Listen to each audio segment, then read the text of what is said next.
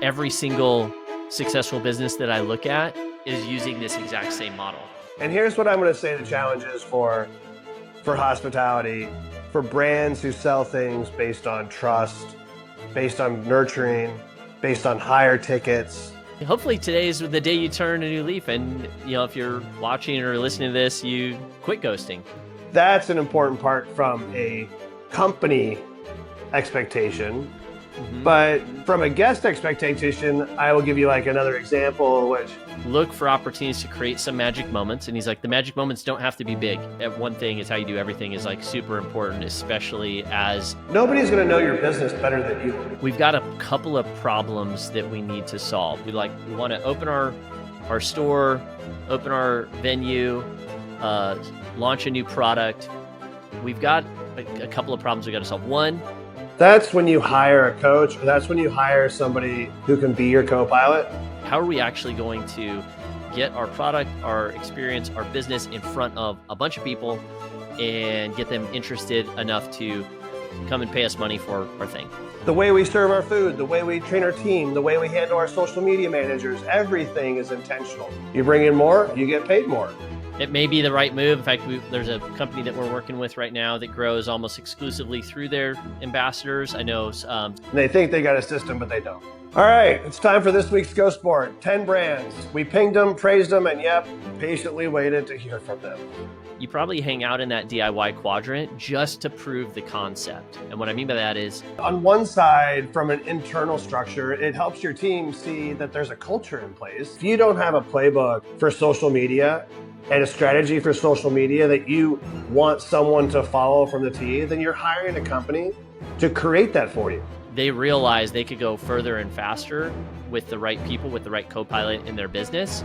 And I think that's where people miss like having a CRM tool that connects all that, right? What is going to be our go-to-market strategy? What is our growth strategy? I think you need to be super clear. It's the co-pilot there because you don't have the ability to train your team to execute on the things that are going to create growth. What would you expect to hear from a brand that you say, hey, I sleep in you every night. I love it.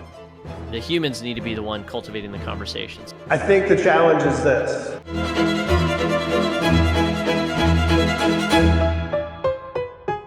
Welcome. This is My Ghosted Guest. Tragedy, hospitality, heartbreak, real stories, bad engagements, and always great comebacks. We turn invisible moments that lost revenue into incredible transformations you can use to win business every single day.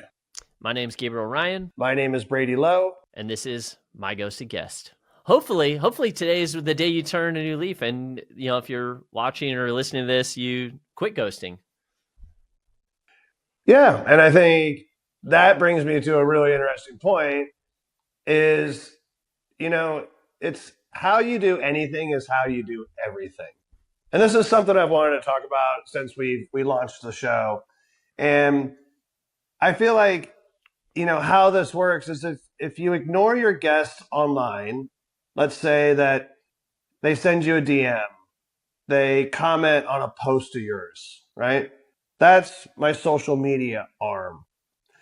And on a flip side, I've got my website, my other digital, which tells people I'm open for business. Come in, talk to my team. We can sell you a bag. We can sell you a steak. We can do a cocktail, bottle of wine, whatever it is in hospitality that you are out there to do. And you fill out a form on my website, nothing, right? So if you create this little idea of how you do anything is how you do everything, if I reach out to a business and that business doesn't take this very minimal amount of time and reciprocate their interest in me as being a new customer, I feel ghosted. I feel like they didn't respect my time or value my opportunity, which is to give them money, right? So if how you do anything is how you do everything, wouldn't that mean that I would kind of consider going into that restaurant or that wine bar or that retail shop or wherever, and I feel like I'm going to get that same sloppy in a real world experience? Or am I supposed to put on the blinders and be like, hey, Brady, that's not how this works? we're not going to talk to you on our social channels or on website because you filled out a form. But when you're here, you're our customer. Like, we're going to give you everything. But why does that happen? For me, I feel that how you do your first part is how you're going to do everything. So I'm going to expect that experience to go through. So when I go to the bar and I'm standing there with my money, and I know it's busy on a Thursday or a Friday night, but the bartender is pretending not to see me. It feels like that's the exact same thing that I saw 2, 3 times on Instagram. And I'm like, forget this place. So I guess that's the thing, is like, for me, every touch point matters. And I don't know, I just wanted to bring this up, see what you feel, Gabe. Is there experiences that you've had? Like, how do you feel about this idea?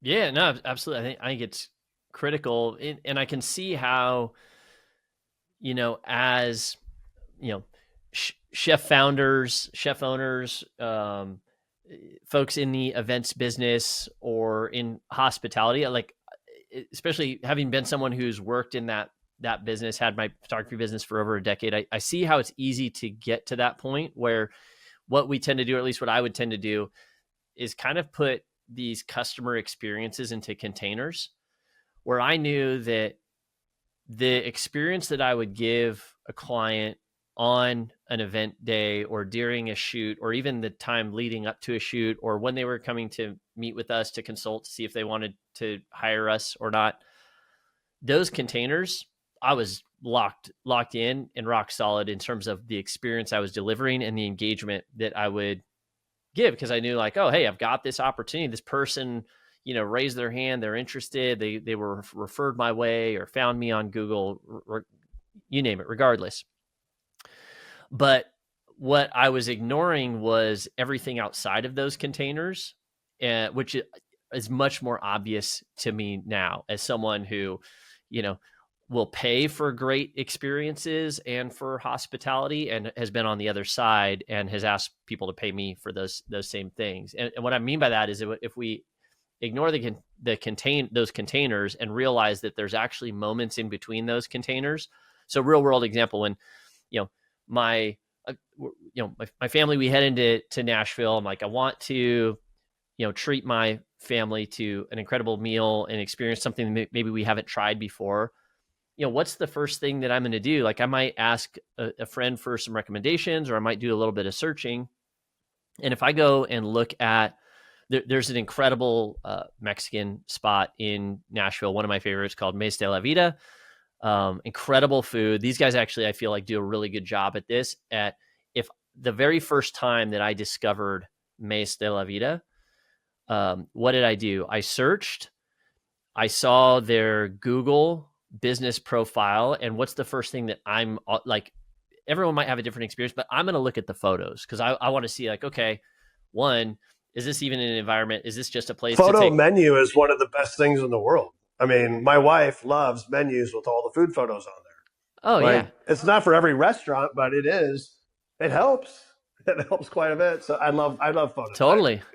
Yeah, and it's funny because, like, Carly, my wife, she's wanting the food photos. She wants the menu, so I have to get, like, approval from her on that. For me, I'm usually looking at the exterior and the interior photos of, like, what's the vibe, and even, like, what area of town is this in? Let me see if this is, you know, like, sketchy hole in the wall of where, like, I just wouldn't even want to go and take my kids, or, like, kind of cute, quaint hole in the wall of, like, that's the experience I want, or, oh, this is more in kind of like bougie area. Like, I don't want to deal with parking and my kids and all that. Like, that's going to be a date night thing. So I'm looking at those things, and that's where it starts. But then when it goes that next step, and I go to Mesa de la Vida, and I go to now I'm looking at their Instagram, I can see, oh, this isn't just, the professionally taken photos from that's on their food menu, maybe on their Google profile, but this is, like, day in, day out. They're showing behind the scenes of the experiences they're creating and the food that they're preparing.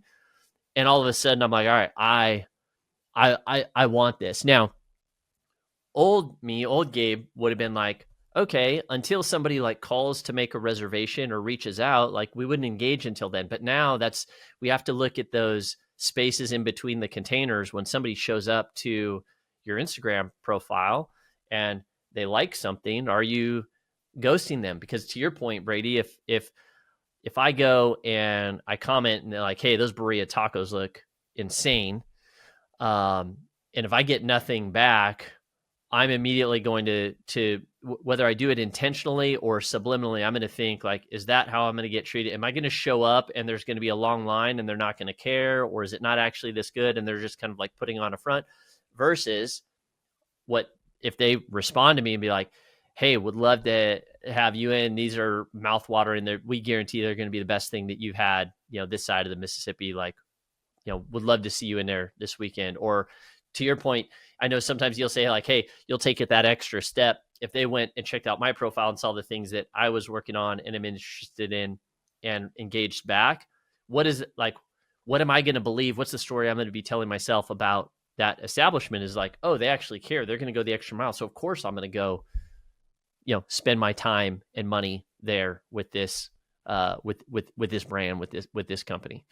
So I think that how you do one thing is how you do everything is like super important, especially as the way that customers come into our world is not just this one container anymore. They're coming in from all different ways. Yeah, I mean, on one side, from an internal structure, it helps your team see that there's a culture in place, like the way we serve our food, the way we train our team, the way we handle our social media managers, everything is intentional, right? Mm-hmm. And I think that's an important part from a company expectation.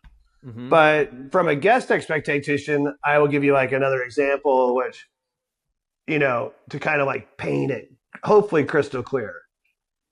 We go to this restaurant, famous New Orleans restaurant. We sit at we're sitting in the restaurant, and it's a celebratory day. Somebody's having a birthday. It might have been me, not sure. But the guy comes to the table. He goes, we have the best wine list in the country, and our team is amazing. So take a look at this book. Let me know what you're going to get. And I'm like, whoa. I mean, like he's sitting around a table of hospitality providers, and we all look at each other and be like, wow, bro, like you set the table, Now I expect that from, a Four Diamond restaurant. But what happened later was that we ordered a bottle of wine, and it took 45 minutes for them to finally get a bottle to the table because they couldn't figure out where the bottle was. It was a Magnum. It was expensive. And every bit about that expectation started to taint the entire experience subliminally or subconsciously for every member around the table. If they weren't laughing at me and my buddy making jokes about how long it was taking and what they could be doing to do better, they were just not drinking wine. And we all wanted wine. And then when the wine finally got there, the server basically decided it was time to train one of the staff members how to open old bottles of wine. Like we hadn't waited 45 minutes, but we had to watch while he trained them how to open an old bottle of wine. And for me, that's full entertainment, right? But it's how one thing you do is how you should do everything, right?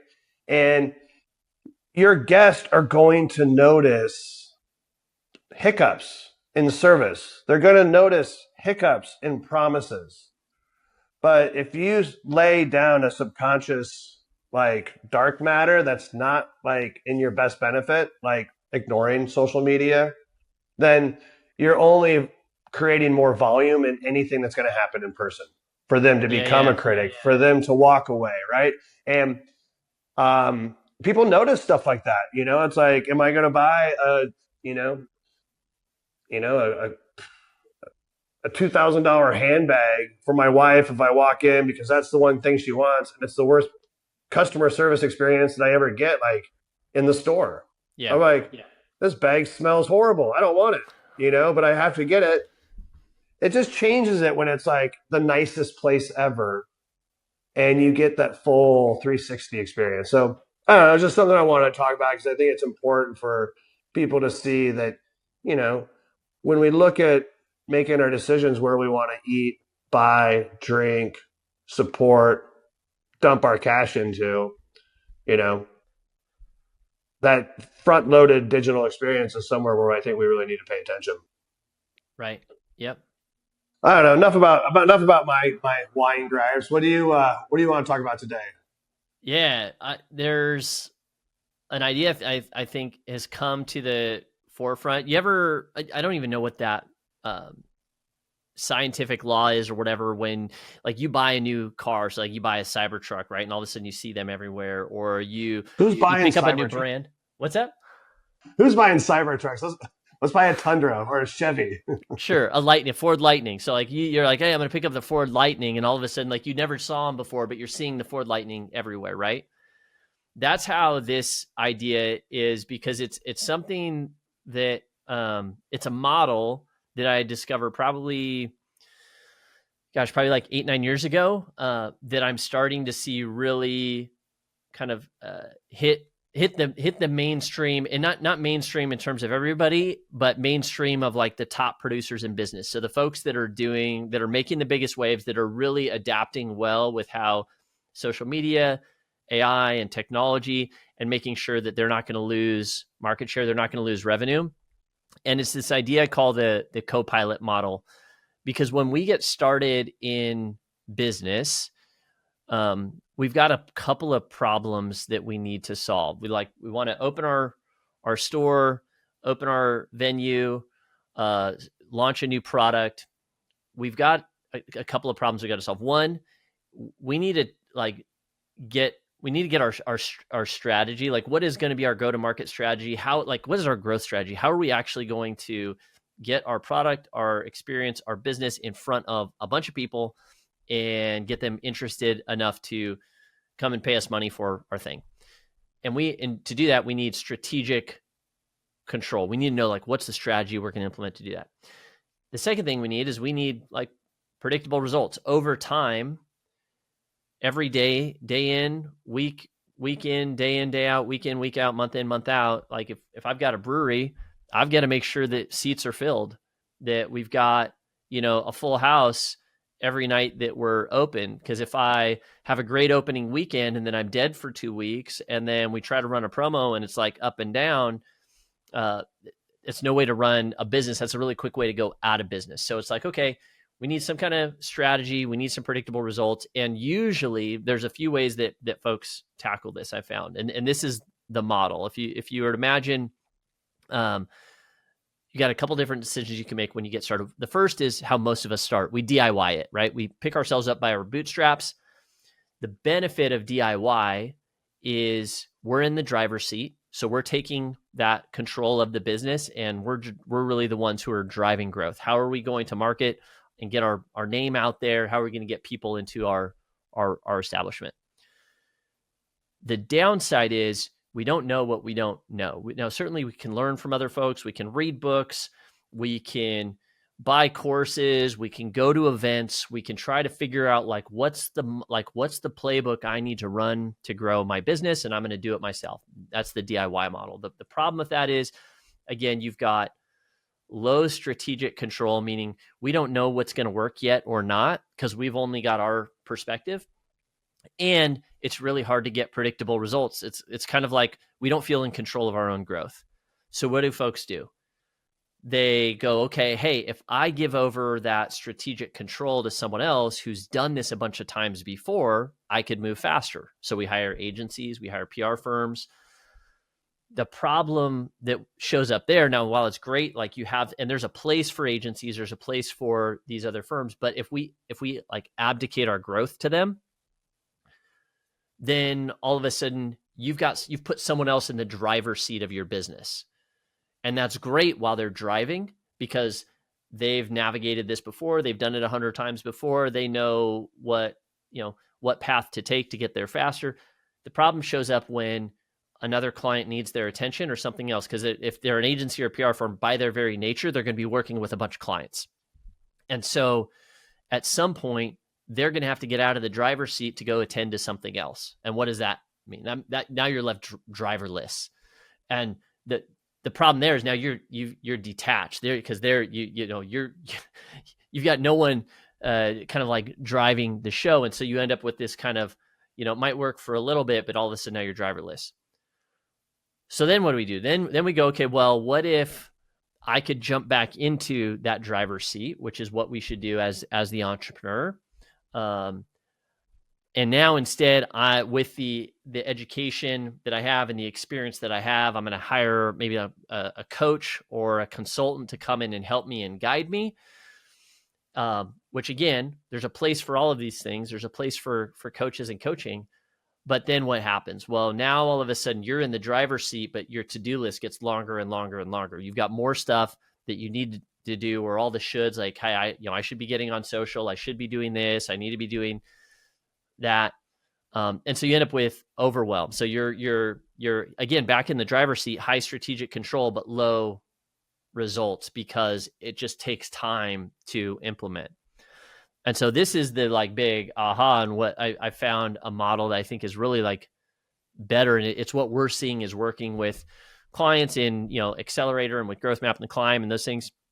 And I call it the co-pilot model, because the idea is, well, what if instead of just an agency or a coach or being left on your own, what if you could have a co-pilot? What if you could have someone kind of like sitting next to you in that seat, but then the thing that really makes it click is the tech and the tools and the strategy. So I really see us now as a tech-enabled consulting firm where I don't have to jump in the driver's seat of your business. Like, Brady, you still sit in the driver's seat. I'm going to give you the personalized one-to-one strategies that you need to grow and the tech and the tools to make that actually go faster, so that you don't end up with just a longer list of to-dos. You actually end up with a shorter list of to-dos, and stuff doesn't end up being left undone, unfinished, and you don't end up overwhelmed. So this idea of the co-pilot model, I would just be looking at, okay, well, how can I get a co-pilot or a co-pilot or two in my business to where I could maintain control and stay in the driver's seat, but still get all the benefit from someone who's walked the path 1,000 times before me, to like get the benefit of that, as opposed to just bits and pieces of like, okay, great, I got an agency or a PR firm, they're really good at this one thing, but I'm not in control of my own growth. Or great, I have this coach who's giving me the strategies, but now I've got like a much longer to-do list. So instead, it's like, what if we married those things, brought the best of all that together into a co-pilot model? And we're seeing it work really well. And I think I've seen that, again, back to seeing the Ford Lightning everywhere. I realized, like, I didn't just invent this thing. Every single successful business that I look at is using this exact same model. Like, they realized they could go further and faster with the right people, with the right co-pilot in their business. And that was just like this massive unlock for me of like, oh, great. Like, that's why this is working so well for our clients. And we didn't invent this. People have been doing this for decades. And it's absolutely, in my opinion, the best way. Interesting. So, like, if you want to jump into a co-pilot model, like, what stage does your business need to be in? Like, am I making $100,000 a year? Am I making $30,000 a year? Trying to grow a new business? I've got it's a side hustle. Like, where do you decide when it's the right place, right time? Yeah, great question. I mean, it always depends, and that's always going to be the answer. But like, where I would evaluate that, what it depends on for a given business is a couple of things. One, are you bootstrapping or are you venture funded? So, most of the companies I think we're talking with are probably bootstrapped or self-funded. And if that's the case, you probably hang out in that DIY quadrant just to prove the concept. And what I mean by that is, we always talk about validating the offer. So do you have something you can actually go to market with and get money for, and get customers, get clients, get patrons? Can you earn $1 with the thing you have to sell? As soon as you've done that and you know what your model is, so it's like, I know there's, we're working with Sobolini, right? Like they've got a phenomenal chef kind of behind their product, and they're launching this really cool Pizza Crunch product. They've got the model. They've proven now that they can sell it in the market. That's where I would go and insert a co-pilot. Before that, sometimes, it can be, in my opinion, it can be too early, unless you're venture funded and you're like really dead set on like, hey, we are committed to this thing for the long haul, because you don't get a co-pilot as like a trial tester thing. When you get a co-pilot, you're like, we are committed to this path, and we know what the goal is and how, like, we know that we can get there, and we have an idea of like what our model is and what our offer is, but we're committed to making this thing work. Because if you just see it as like a tester, like a quick band-aid fix, that doesn't usually tend to work well. Where it works well is like any co-pilot that jumps into the co-pilot seat is like, hey, we're flying from Los Angeles to New York. That plane is off course 98% of the time en route, but it will still land within 2 minutes of the estimated time of arrival. Why? Because like the co-pilot is constantly correcting course all the way there. And it's the same in business. So like, where does someone need to be? In my opinion, they need to have validated their offer, meaning they've actually sold the thing. If they're pre-revenue, maybe they're venture funded, but they're committed to this model. This is not like a, hey, we're going to try a new tactic. This is like a, no, we're committed to this path and we want to get there fast.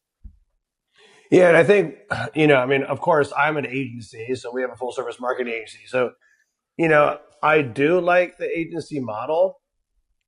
I do see how things can get detached, even when I've hired hundreds and hundreds of agencies over the last, decade to do certain tasks, right? Like, if they don't pick up the phone, nothing's getting done. Right. Oh, And totally. Yeah. And I'm not saying that agencies are bad either, because like we have an agency too, do like website and SEO. There's a place for them. Where I think the error is when the client or the entrepreneur goes to abdicate growth to the agency. Where if your clients will say, hey Brady, like, you've got to grow our business for us, which I think is the approach that a lot of folks take. I know I've taken before, where I'm like, I'm going to hire this agency or this firm, this PR firm. Like, I'm going to abdicate my growth or this part of my business to them, as opposed to the best way to use agencies, in my opinion, is to go, hey, like, we have a very specific problem within the business or an opportunity, and we need like a tactician, like someone who is best in the world at that thing, to fill that piece. And they're going to give us that piece because that's going to be better and easier than us hiring in-house to do it. It's going to be more cost effective. We're going to get better results. But when it comes to the actual like growth strategy of the business, that's where does that make sense? Where like, and I'd be curious if you've ever had experiences like that with clients where. For me, it's just like, I just keep applying like this 90-10 or 90-10 rule, right? Yeah, yeah. Like, if I pay you 10 grand as an agency on a monthly return, I would like to see, 100 grand in revenue. I mean, that's if you are there as a growth partner, right? And if you attach your entire growth to an agency, I think you're looking for a unicorn. I don't know many agencies that will come in and promise you that they'll take their monthly fee and 10x it for you. Sure. If I hire someone internally at my company to manage a book of business or a book of projects, my number is, if you want 100 grand salary, you manage $1 million worth of business. If you want 100 grand salary as a salesperson, you bring in $1 million worth of business. You bring in more, you get paid more. I mean, that's an easy incentive tool, right? Yeah. And I think everybody would pay into that, but they dismiss the idea of having to basically want to manage, hire, or 1099 or W-2 employees, and thinking that an agency is going to bring them $1 million, so they're going to pay them 100 grand, and it never works out. And I'd be amazed to see what agencies can do that, who pull in that type of growth month on month. Because I'll tell you, I mean, in the last 20 years, it's not typical. It's not typical. And especially when it comes to social media, when it comes to engagement, the idea I like co-piloting is because it sounds like you have to commit and be accountable to the person who's your co-pilot, because someone's running the the wings and someone's running the engine, and there's no other way to fly the plane, and They both rely on each other, but that's a done with you model versus a done for you, where I think some Yeah. people at growth agencies think they're going to do a full grow with you. And, I'd like to see how many of those in the world are 5, 10 year relationships that have been just putting their company on cruise control. Like, if you're out there, call me. I'm ready for you. Yeah. Yeah. You're I spot like on. that model. The Copilot model it makes sense to me. You know, I think there's big companies out there that show you kind of how the model can work a little bit. I'm a little bit foggy on how you see that, but most general, all the businesses that we know are, you know, under, between 5 and 10 mil, 2 and 10 mil Mhm. are the businesses that we rotate around. So I don't know, like my expertise is not in the big box modeling, but what works for big can work for small if you apply it, right? Yeah, absolutely. And I think that like, especially on the lower end of that 2 to 10, I think there tends to be, or at least I've seen kind of a plateau, an inflection point, kind of a big milestone around like the $3 million mark, where a lot of folks will kind of get to that and maybe stay there. Going then from 3 to 10, and then 10 to 30 to 100 is uh those are like big shifts, right? And typically, in at least for us, especially for us at Strike Point, in the which was an agency where we were able to scale and actually realize like, okay, like what is our role even with our clients? Let's be very specific about that so that we can drive growth within their company, but still leave them in the driver's seat. And as long as we've got good kind of boundaries around relationship and what's expected, it always worked really well. But it was around that 3 million mark that we went, okay, there is that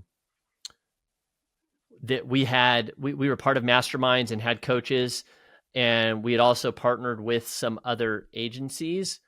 But ultimately what we needed is we needed someone who had gone down that road before, could give us the tools and the tech that we needed, could personalize the strategies that we were learning in our masterminds and from those coaches, could actually personalize that to our business.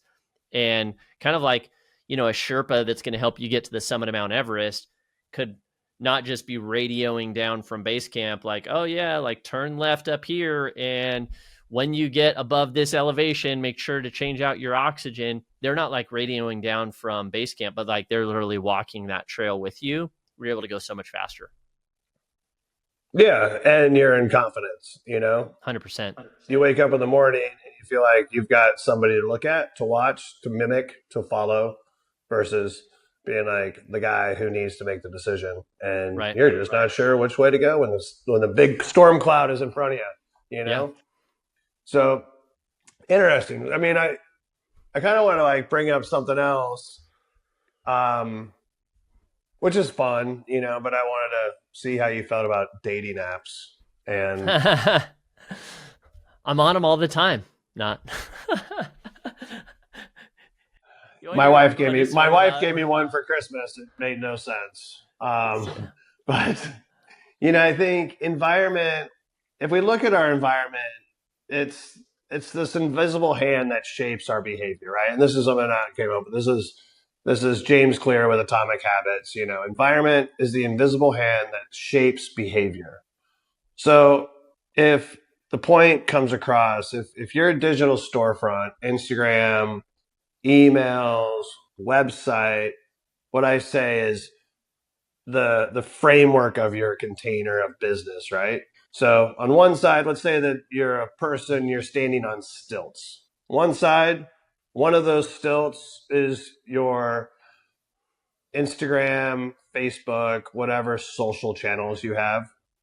On the other stilt, this is type like traffic. This is if you're using PR or ads, um, you know, word of mouth marketing. This is your traffic device. So you have these two stilts. And then the ground is your website, because that's always the first thing you build, right? You always build your website. Underneath the website is your store, is your true physical brick and mortar. So let's just kind of like your house is your brick and mortar. Then you need first floor roof, which is your website. then you're on these stilts going up to another level. And I think people stop building at that point and they think, oh, I've got social media and I've got some traffic sources. And all they see is all of the energy and leaks just slipping through, the same as their engagement. People go into these pages and checking things out, and they just keep slipping through, right? So if your website, your social media, your traffic devices are where people find you, and if we know that the funnel in the universe keeps telling us again and again that people need to know you, they need to like you, they need to trust you, and when they know, like, and trust, they will buy from you, right? Mm-hmm. And that our digital, social traffic and website is that container of that funnel. Know, like, and trust. And when they go through that sequence of not knowing shit about you, they start to like you, and then they begin to kind of trust you, then they will buy from you, right? Now, that is the container.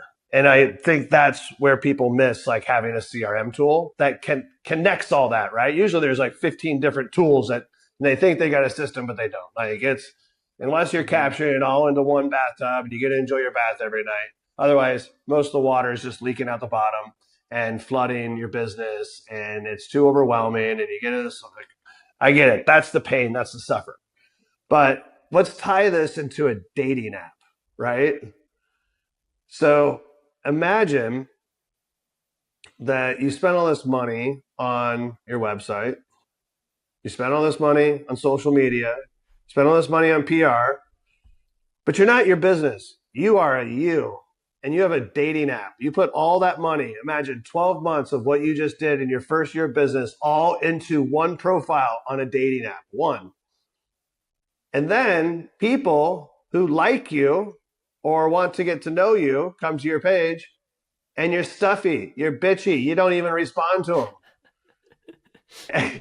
You know, like they're never going to get to know you, and they're never going to trust you, and they're never ever going to bite on a date, which I would say buy or become a member of your community.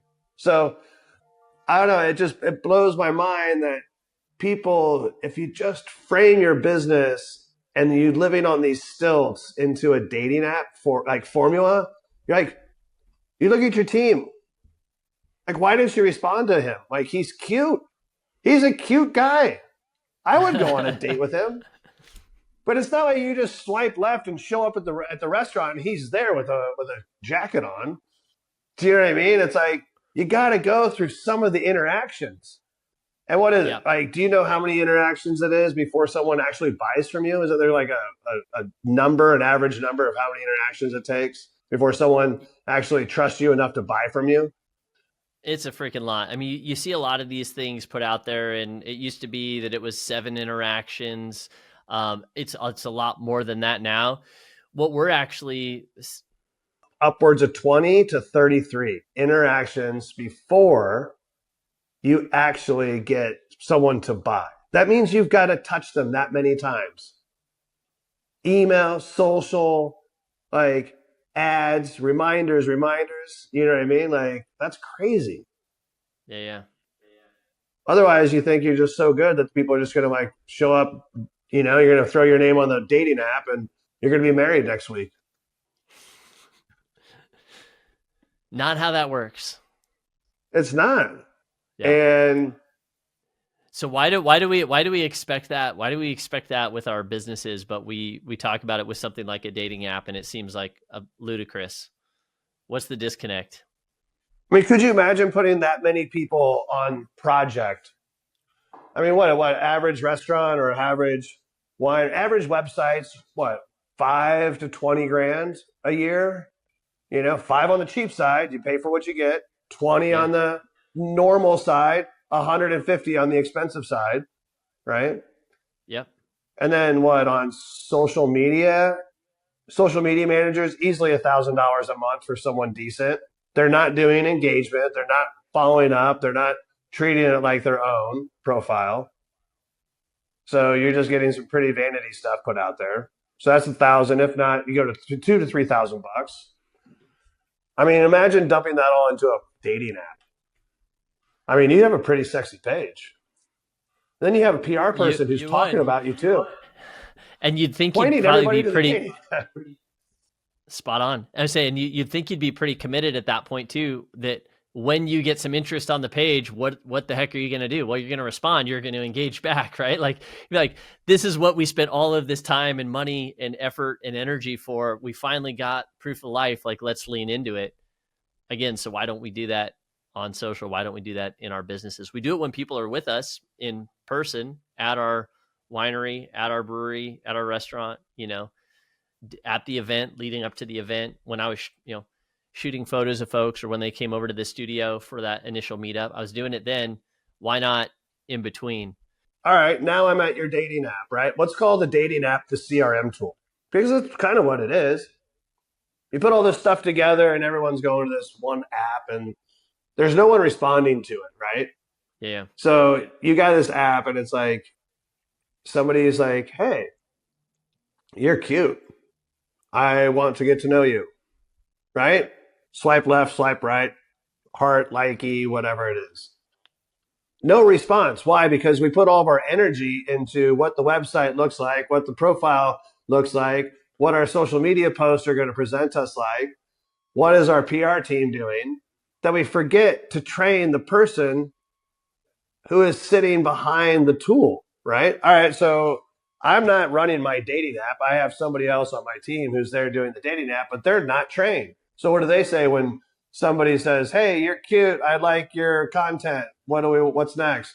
And they're like, you're cute too. Or, great, thanks. I mean, like, let me heart you back. Like, you go back, you look at what that other person is. It looks like, hey, looks like you got a great family. Oh my gosh, you've been traveling. Oh my gosh, you looks like you're into faith, or you're into family, or you're into fitness, something, or finance, right? I mean, you're into what a cool life you're living. Thanks for taking notice of me. If you trained every single response to be what we call a double compliment method, it's the simple framework, double compliment.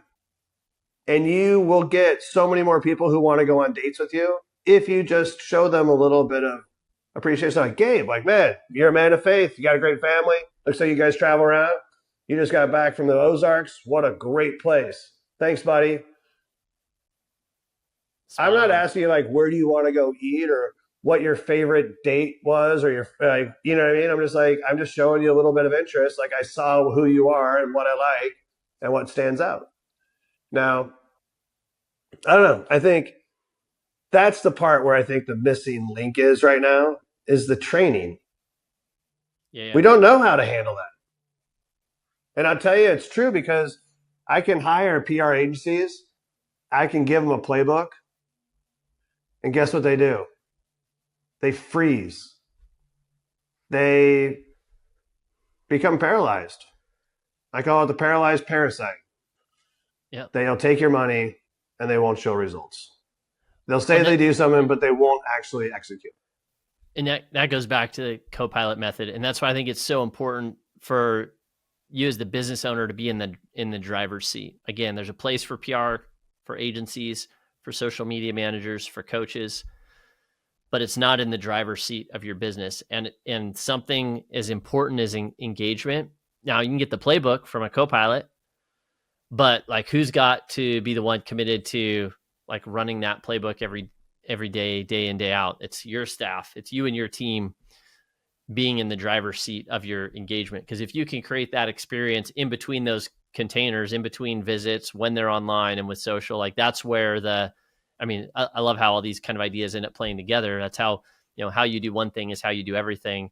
Now, all of a sudden, with those first couple of interactions online, there's now an expectation in the mind of the consumer of what they can expect coming in, which absolutely is going to, flavor it's going to flavor their experience for good or for bad. They're going to come in with low expectations.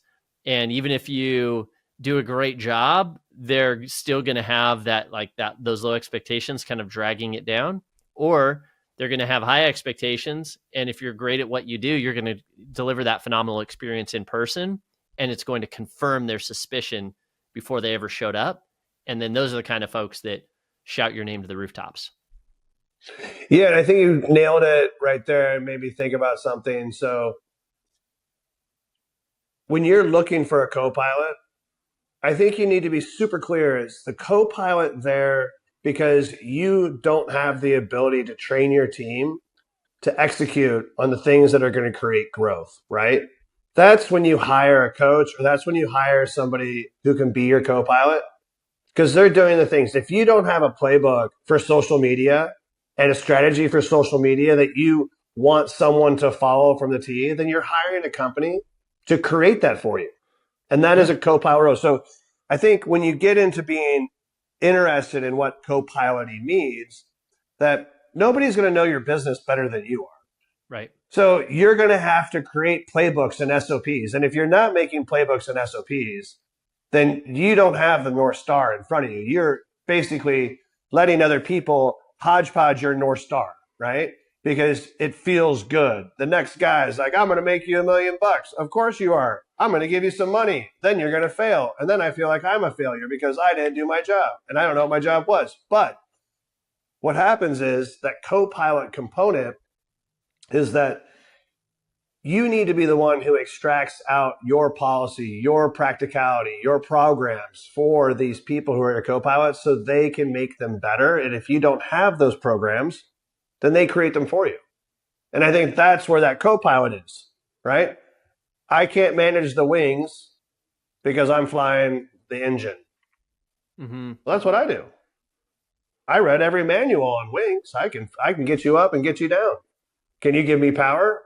Yeah, I read every manual I can about the engine. I know how it works when it breaks down, and I know how to turn it on and off.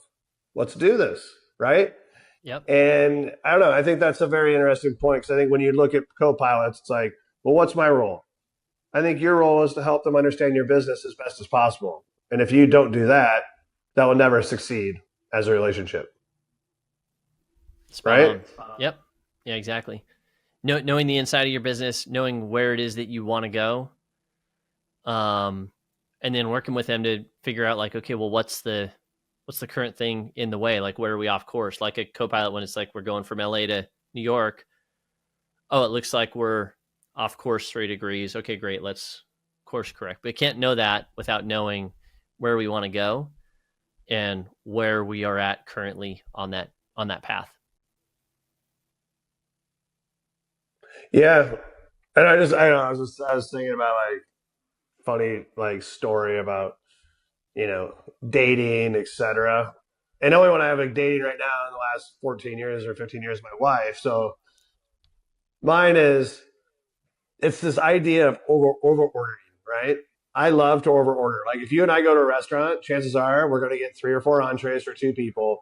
We're going to get 2 or 3 appetizers, and then depending on dessert, how many drinks we have or how long we're hanging out, etc. Right? But I want to try everything. Yeah. If it's I love it. If you go out to eat with Brady, he's going to order the whole menu. If you have a big enough group, he just like literally orders the menu, which is amazing. If you ever have the opportunity to eat with Brady in a group, like you have to, because he's like literally, I'll take the menu, like one of everything. It's phenomenal. well, the best is when you go to a restaurant and you add up the cost of the entire menu. And if you have a group of 4 to 5 or 6 people, you're like, all right, here's the deal, everybody. To buy this entire menu, I've done the math. If you see me with my phone out on the calculator with a menu open, I'm like, it's $248 for this entire menu. Is there anything that you guys don't want? That's the question to ask. And usually it makes the table move so much faster and easier because everyone just gets to share and taste things. But like, let's talk about over ordering, right? Yep. When you're on a date and I go and I order the whole menu, chances are that date's going to be like, what the hell is going on? I'm not signing. This guy's over the top, right? If I go with a group, like you said, it's fun. It's interesting. It's a different way to approach a meal.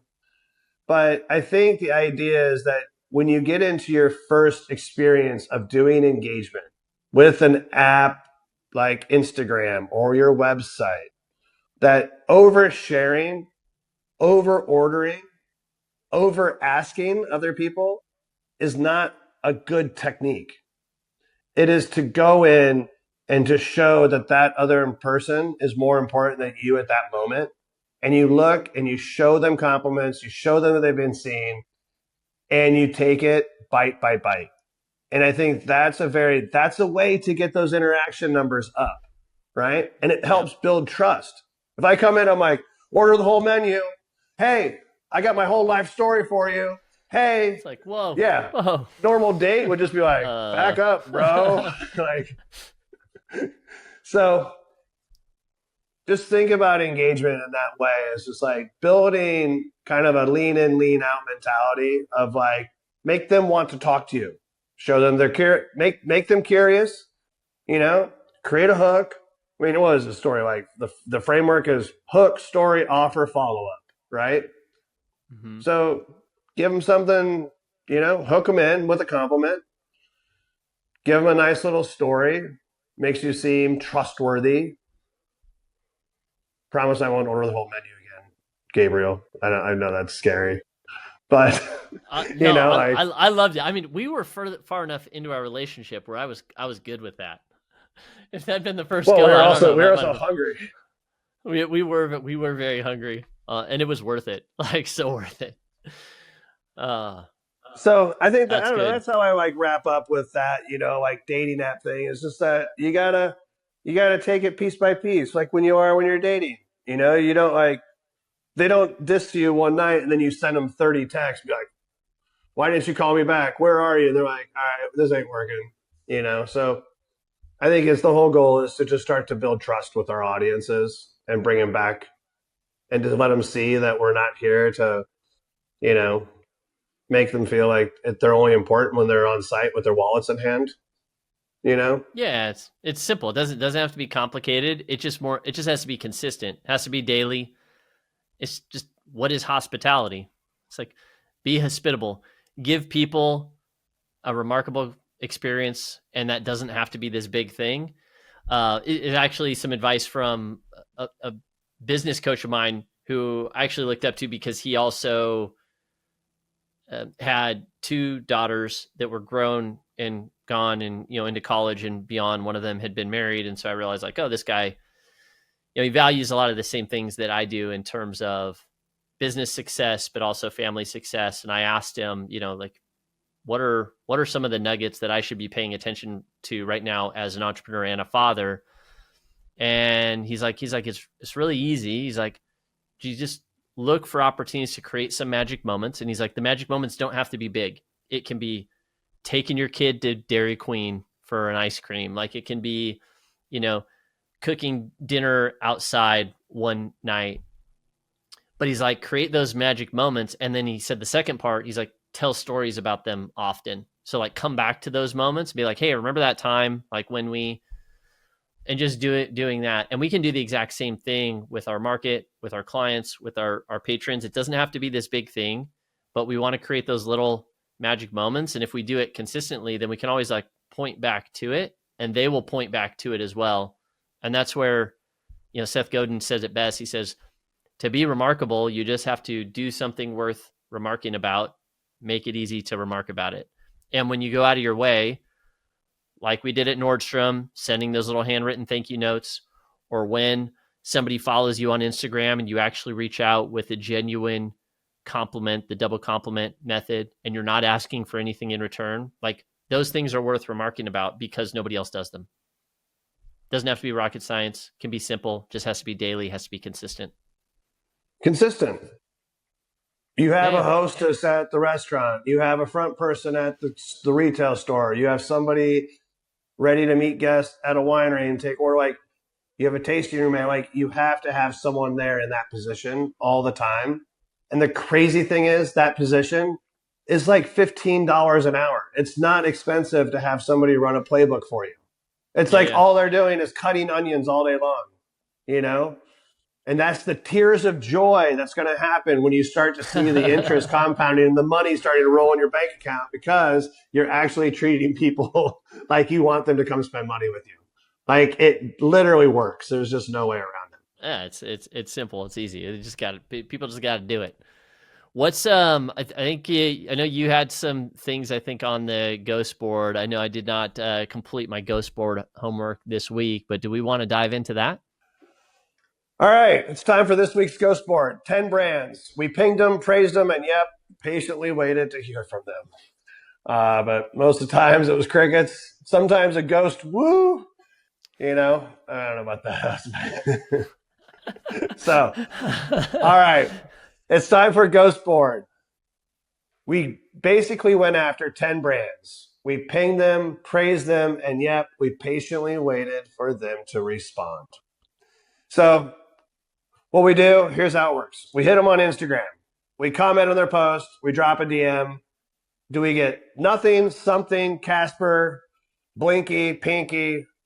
What's the vibe, right? So I want to kind of like come in with where I went out to some of the brands and kind of frame it, because this is a really unique way of looking at it.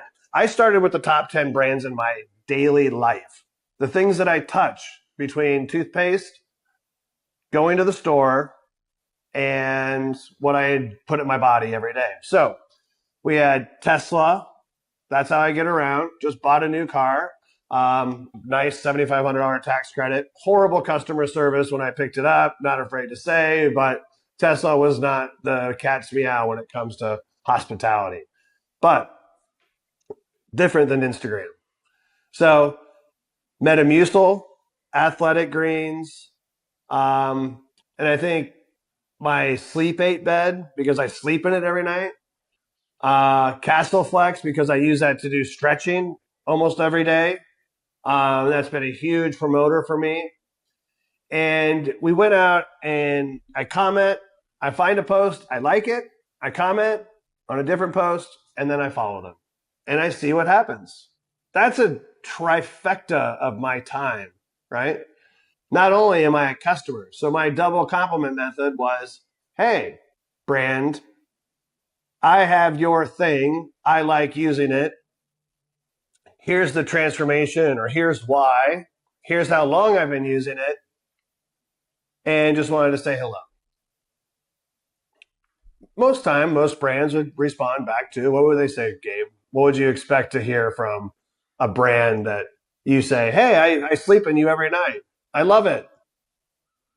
Oh man, thank you so much. It's why we do what we do. So like ecstatic to hear that you're getting everything you had hoped. Hey, by the way, we have this like special thing coming.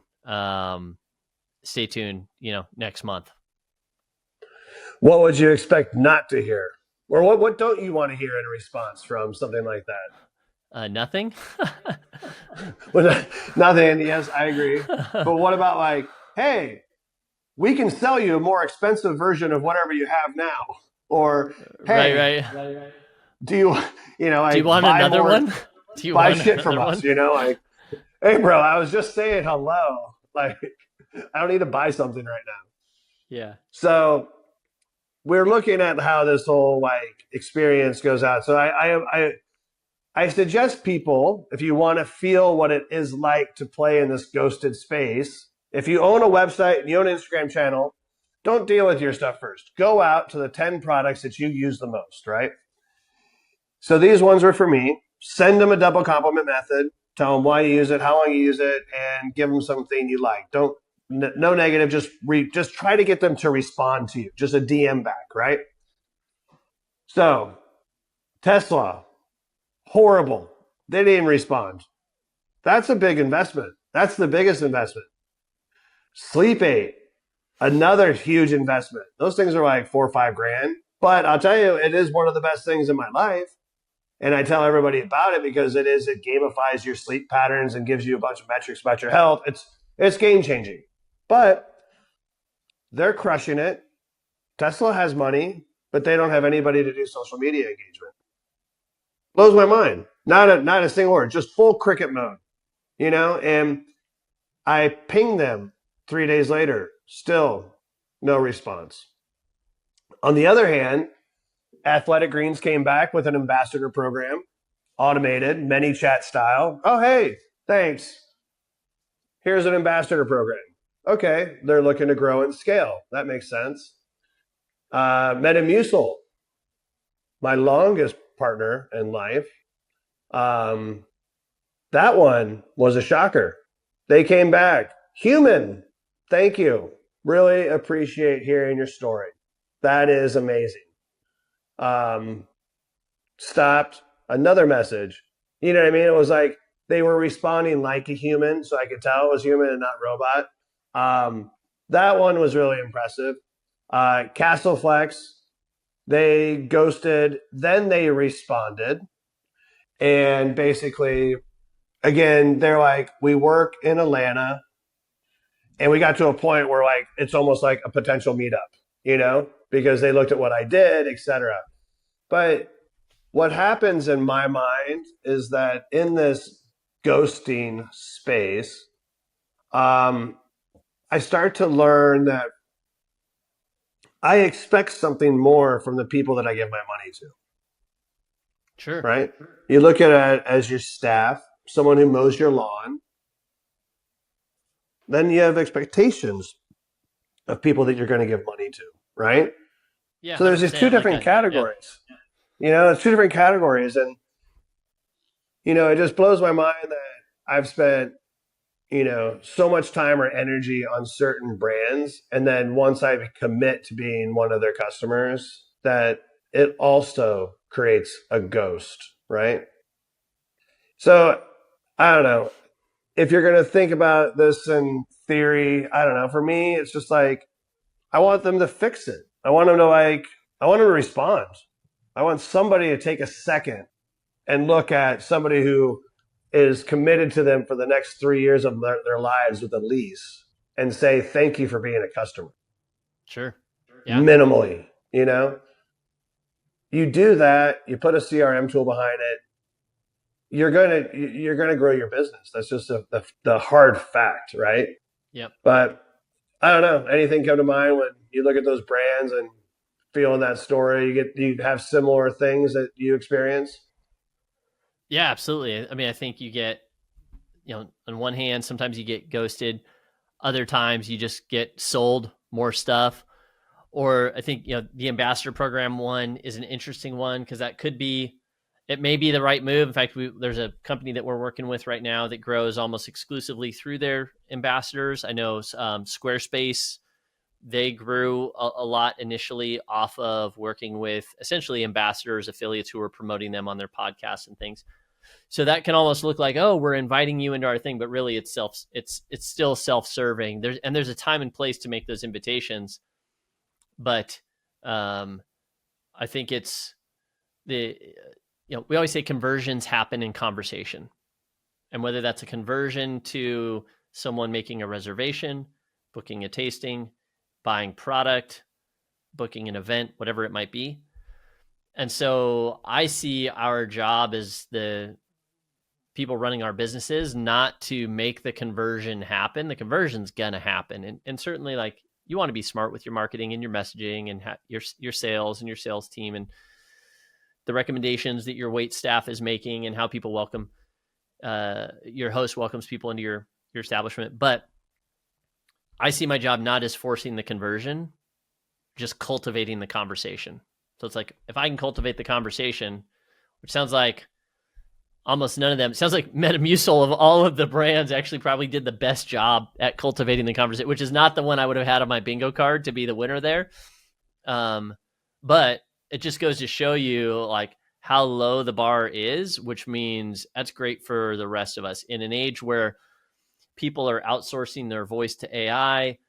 It's very easy, even though it's noisier, there's more content out there more than ever. It's really easy to stand out if you just be human and just make a connection and just start a conversation. There's a place for those tools. There's a place for all of these things, but the humans need to be the one cultivating the conversation. So do that, and be like Metamucil, I guess. I mean, I tell you, I think the challenge is this. I don't want to be Metamucil. I feel Metamucil, but I think there has to be a true challenge. And here's what I'm going to say the challenge is for hospitality, for brands who sell things based on trust, based on nurturing, based on higher tickets. Like, if you want the simple, how do we see the problem, fix the problem challenge, sit around your team, talk about social media and your website. You got some leaks, it's not perfect. And before you start going off and trying to fix it, why don't you take 3 people, 4 people on your team at your next roundabout team meeting and say, let's all pick 10 brands that we focus or live with or work with every single day, not related to our business here today. And I want you to go out, do a like, comment, and follow. Tell them the double compliment method. Here's what I'm doing. Here's why I've been using your product. Here's why I like it. Here's why I continue to use it. And thank you so much. Just bait a response. 3 or 4 people on your team along with you do that. You return in 1 week. You basically look at, was there a response or no response? How many days of Intel reply? Is there room to make a snarky comment like, I can't believe this Tesla company is crap? Or, so basically, what do you think, as you now have 40 options to talk about, who did the best job, who did the worst job, and now look at your business? I think that's an amazing challenge for companies to see, because now you know personally what all your other partners, like all your other staff or team members are using on a daily basis. You get to know a little bit more personality around them, but we also get to see the personality and culture behind the brands. And then you get to decide where your company fits in with that system and what type of experiences that you want to give. And think about emotion on each one of these people. You committed to reaching out to 10 products that you invest in daily. What you drive, what you eat, where you sleep. Sealy Posturepedic, I don't care. I wear Nikes. I wear Uniqlo, whatever it is. What are the 10 products on you every day? And send them a note and tell me that you're not going to be emotionally attached to their response and have some feeling and emotion. Why is it any different for your business? Why is that any different for your business? You don't think people are emotionally charged when they come and they reach out to you and then you ghost them or you respond to them? You know what I mean? So now, kudos and correct, and handshakes to the people that are doing it and they're out there engaging every day, day in, day out. I think we all can always be better. So, start digging in and figuring out what is the best practice, how to be world class at it, because that's going to help your business grow. And that's all I got. Yeah, I dig it. I think that's a great place to land. Folks go out and do that. They're going to be able to come back together with a whole arsenal of their own personal experience of what they can see out in the world, what they want to replicate, what they certainly don't want to do. Sometimes it's easier when we know what we don't want to do to then actually figure out what we want to do. So you'll see that firsthand, be able to all come back to the table together and answer the question, what kind of experience do we want to create online with our website, with our social media? And how do we cultivate more conversations in those places? I think you'll be able to answer that question a lot better once you've done that exercise. So I love it. That's great. So I think that's the pod. Yeah, that's it. So tune in next time. We'll be here. We can't wait to hear you. Same ghost time, same ghost channel. Always. Next time, little Batman will show up with some ghost on him.